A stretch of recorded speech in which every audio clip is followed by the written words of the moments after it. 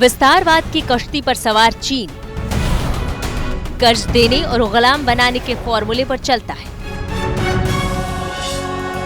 जिस भी देश ने चीन पर भरोसा किया, चीन ने उसे ही पंगु बना दिया। पाकिस्तान से लेकर श्रीलंका और मालदीव तक की हालत इस बात का सबूत है कि चीन ने सगा बनकर उन्हें ठगने की कोशिश की।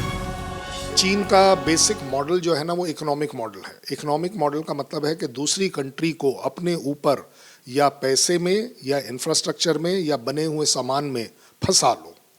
मैं एक बड़ा छोटा एग्जांपल देता हूँ। अगर जाल की बात करें तो उस जाल में यूएस भी है।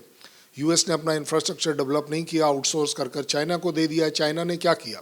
आज यूएस का सबसे बड़ा चैलेंज है कि वो उसका जो देनदार है चाइना का, उसको कैसे बराबर करे। इसका मतलब अब आप उसके साथ बिजनेस करते चले जाएंगे। चीन की रूस से भी नजदीकियां बढ़ रही है। छोटी से छोटी जरूरत के लिए रूस चीन पर निर्भर होता जा रहा है, जिससे रूस पर भी खतरा बढ़ गया है। दुनिया में वर्चस्व स्थापित करने के लिए चीन दूसरे देशों में जमकर निवेश करता है। चीन अपनी इस कर्ज नीति को अहम हथियार के तौर पर इस्तेमाल कर रहा है। चीन के $1.5 अरब कर्ज के बदले श्रीलंका को हम्बन टोटा बंदरगाह सौंपना पड़ा और हाल ही में कोलंबो बंदरगाह भी चीन को दे चुका है। नेपाल की आर्थिक और कूटनीतिक समस्याओं में भी घुसकर चीन अपना विस्तार करने लगा है।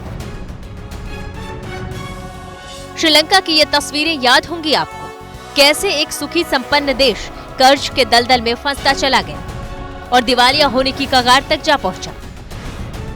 अब यही हाल पाकिस्तान का होता दिख रहा है, जो पूरी तरह से चीन के चंगुल में फंस चुका है। आज पाकिस्तान चीन के पास सुई से लेकर फाइटर प्लेन तक के लिए हाथ फैला रहा है, क्योंकि चीन पाकिस्तान के लिए मजबूरी बन चुका है। चीन के कर्ज जाल में पाकिस्तान अब बुरी तरह से फंस चुका है। चीन ने निवेश और कंस्ट्रक्शन के तौर पर सबसे ज्यादा पैसा पाकिस्तान में लगाया है। चीन ने साल 2015 से 2021 के बीच पाकिस्तान में $64.97 अरब का निवेश किया है। वहीं पाकिस्तान पर चीन का $14.6 अरब कर्ज है। यह पाकिस्तान के कुल कर्ज का 1/3 है, यानी चीन पाकिस्तान को कर्ज देने वाला सबसे बड़ा देश बन चुका है। तबाही की बात करें तो मेरे ख्याल श्रीलंका से अच्छा कोई एग्जाम्पल नहीं है, जो बिल्कुल नियरली तबाह हो चुका है।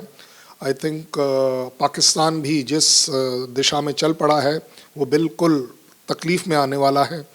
मैं कहूँगा इवन टू सम एक्सटेंट के यूएस इकॉनमी कितनी भी बढ़ जाए, उसकी डिपेंडेंसी जिस तरीके से चाइना के ऊपर है इकोनॉमिक रिलेशंस में, वो उसको रोकती है कि वो चाइना के खिलाफ वो काम नहीं कर पाता जो उसको करना होता है। पाकिस्तान ने चीन से लिया $6.3 अरब का कर्ज अभी चुकाया भी नहीं है। इस बीच वो लोन पर एक्सटेंशन चाहता है। आपको बता दें कि चीन पहले कर्ज तो दे देता है, फिर उसकी वसूली के लिए दबाव बनाता है। साथ ही चीन अपने कर्ज पर जमकर ब्याज भी वसूलता है। रिपोर्ट के मुताबिक चीन ने पाकिस्तान को जो कर्ज दिया है उस पर 4.5% से 6% तक का ब्याज भी वसूल रहा है, जबकि कर्ज देने वाली अंतर्राष्ट्रीय एजेंसियां एशियन डेवलपमेंट बैंक, IMF और वर्ल्ड बैंक 3% से कम ब्याज लेती है।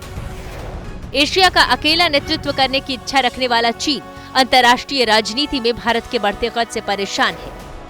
मौजूदा समय में चीन भारत को एक प्रतिद्वंदी की तरह देख रहा है। चीन की नीतियों को देखें तो चीन ने हमेशा आक्रामक विस्तारवादी विदेश नीति को केंद्र में रखा है।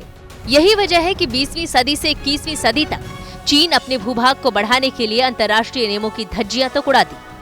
चीन की कोशिश रहती है कि डरा धमकाकर या ताकत दिखाकर दूसरों की जमीन हड़पे।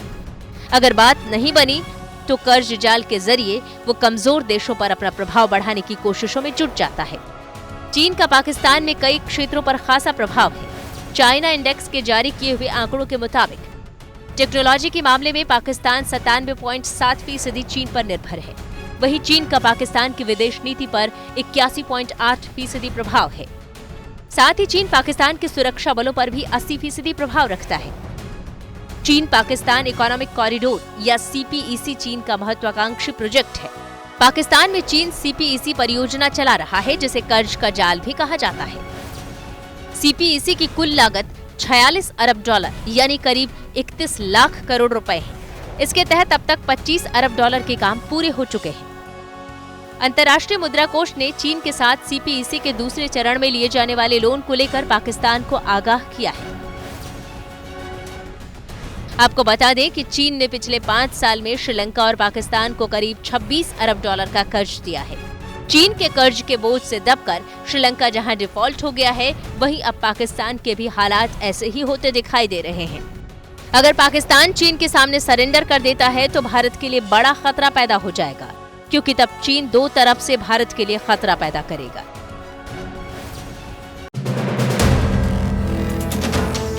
वीडियो पसंद आया तो हमें लाइक, कमेंट, शेयर और सब्सक्राइब जरूर करें।